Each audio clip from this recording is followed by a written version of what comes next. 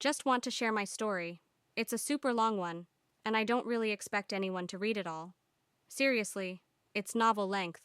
Mostly, I just need to write it all out in sequence, so I can process it and try to understand what's happened. The backstory: me, female, city girl, a writer by trade. In my early 20s, I had two medium term, 2-year relationships. One ended fairly amicably, the other because he found someone else. I tried to keep dating after university, but I kept finding myself in one-sided situations. I had a lot of first dates that never went anywhere, and a few semi-relationships that lasted a few months. For 7 years, nothing stuck. I got hurt a bunch of times, though mostly nothing I couldn't shake off in a month or two. Some of them made for funny stories, like the guy who broke up with me because he had no feelings for me, or, actually, no feelings at all, not even hunger or thirst. Then came a situationship with a semi-famous actor. Let's call him R. We'd been seeing each other on and off for 18 months. Every time we were together, it felt like pure magic. I'll admit to being starstruck. When someone would come up and ask me to take their picture with R, I felt like the most special girl in the world. I met celebrities and went backstage at theaters, and it was amazing, glitzy, magical. But when I'd ask about making the relationship official, he had a million excuses about his mental health and why he needed more time. He'd go away filming for months, and I'd see his ex-girlfriend, a production assistant, in the background of his photos. I was deluding myself. R was never in a position to give me the kind of relationship I wanted. Eventually, in 2018, one of my friends sent me a photo of his currently active Tinder profile, and it was enough for me to pull the trigger and call it quits. I was devastated. In 2019, I didn't date at all. I felt certain I'd never feel a love and connection like that again. Even the thought of going out with another man made me sick. Small town life. Fast forward to 2020, COVID hits, and I end up going fully remote and moving to a small town about 2 hours south of the city I lived in. It was my first time being able to buy a house, and I liked the country lifestyle, growing stuff in the garden, getting chickens, antique shopping. I was under contract for a book series at the time, so I kept pretty busy with writing and painting and my other hobbies. But I was also quite socially disconnected. None of my friends lived here, and most of them couldn't be bothered making the trek down to see me. My best friend had a baby during COVID, which led to us drifting apart. I'd catch up with old friends in the city from time to time, but mostly I was just alone. Sometimes it would hit me all at once, and I'd crawl into my bed and sob for hours and wish I was dead. Too cowardly for suicide, I would pray to get a terminal illness, something to cut short the awful, empty years ahead of me. Every time I pulled myself back out of the hole.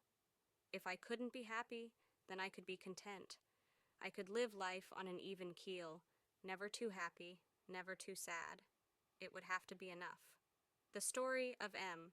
At the end of 2022, I decided it was time to start making some more social connections. In October, I went to a local event for a new hobby I was interested in. That's where I met M. He was the best-looking guy in the room, and I walked straight up to him and introduced myself. The connection felt instantaneous. We stuck together for the whole night, chatting, barely paying attention to the actual event. Even the feeling of his leg brushing against mine was electric.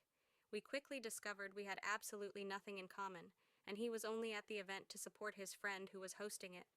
Somehow, it didn't matter, because he was so interesting and easy to talk to. I felt like I'd known him for years. At the end of the night, I asked for his number, and he gave it. When I woke up the next morning, he'd added me on Instagram, even though he didn't have my last name. Everything seemed great. I suddenly felt hopeful again, like maybe that connection with my ex wasn't just a once-off, and maybe I really could have the things that other people seemed to find so easy. But after a little bit of back and forward over the next week, M didn't ask me out. He'd mentioned having kids, and I wondered if maybe they were staying with him for the week. But then he didn't ask me out in the second week either, and eventually I just bit the bullet and asked if he wanted to get a drink. He said he would have loved to, but he'd just started seeing someone. I was flummoxed. I couldn't understand why he'd seemed so into me at the event, or why he'd bothered swapping details. I was hurt and disappointed, but I figured he wasn't such a great catch if he'd been chatting me up while he had another girl on the side. Still, it was hard to let go of the hope and optimism I'd felt. For a few weeks, I felt really down. I felt like I'd played myself by allowing myself to imagine a different future, where I wasn't always alone. I felt like I should have known better and should have understood that those things just aren't for me, not after 10 years of disappointment. But I refocused on my life and my interests, and eventually I put it out of my mind, back on the even keel. Over the course of the next few months, I ended up getting more into the hobby and making friends with some of M's friends, the event hosts. They were all married guys, but they were cool to be around, and I became friendly with one of the wives as well. First date. Then in January, out of the blue, I get a message from M asking if I want to go have dinner. I say, "What happened to your girlfriend? Apparently they broke up." I said, "Okay, sure, sounds good." And then didn't hear anything from him for several weeks. No attempt to make plans or arrange a time or a place. I figured he must have gotten back with his girlfriend, and this time I wasn't too hurt, because I hadn't really let my hope get the better of me. I'd already pegged him as slightly shady, so it wasn't a total surprise. But then a few weeks later, he swings back around wanting to make plans, and I say, "Okay, fine." He picks me up, we go to a really nice restaurant, he pays while I'm in the bathroom. The conversation is great, and we have a good laugh about our lack of shared interests. He opens up a little about his recent relationship. They dated for a few months, then he found out she was seeing someone else the whole time. Then they tried to make it work for a few more weeks, but he couldn't get over it, so they ended things. He seemed pretty well adjusted about it. He said lots of little things that made me think he was a relationship guy, like the fact he'd been with his ex-wife for 14 years. Their marriage had ended in 2021, and he seemed fairly well adjusted about that too. We kissed briefly at the end of the night, and I came away thinking I'd had a really nice time, but I wasn't going to get my hopes up too much because I'd had a lot of first dates that never went anywhere. The follow-up. He was going away with his kids for the next week, and I expected not to hear from him. But he surprised me by being really open and predictable with his texting, making it clear he had a good time and wanted to see me again, and that he liked me. After my relationship with R, I'd developed some serious text anxiety. It was R's habit to go days without texting, then breeze back in like nothing had happened. By contrast, M was giving me good morning and good night texts, asking lots about me, and just being really consistent and predictable. To be honest, it freaked me out. I felt like something must be wrong with him if he was so interested in me. It actually made me feel less interested in him, and I started wondering whether I really wanted a relationship at all, or whether I was actually cut out for one. Aside from the situationship, I'd been single for 10 years now. It was a kind of uncomfortable comfort to be alone.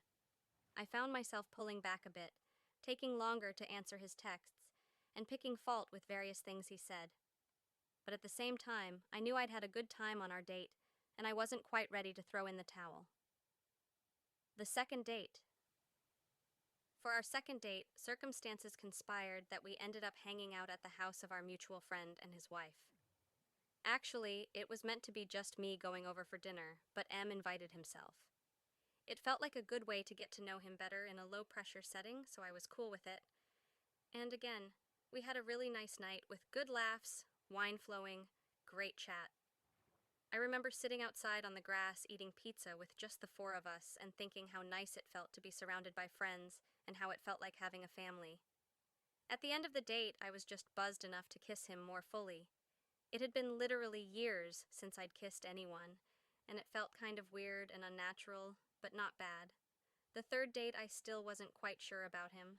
I found him very attractive and fun, but I didn't necessarily feel that skin-on-fire, tear-your-clothes-off feeling I'd felt with R. I wondered if there was something wrong with me, and if the fact that I didn't feel like I had to fight for his attention was making me less interested. There were also a few orange flags. He mentioned he'd gotten a vasectomy while he was married. I'm on the fence about having kids, but I haven't totally written it off. I asked him if that meant he definitely didn't want any more kids. He said he wasn't sure, but he'd consider it with the right person. That was good enough for me. I liked him enough for a third date. We went back to the venue where we'd met. I'm not really sure what happened that night. It was no different to our first or second dates.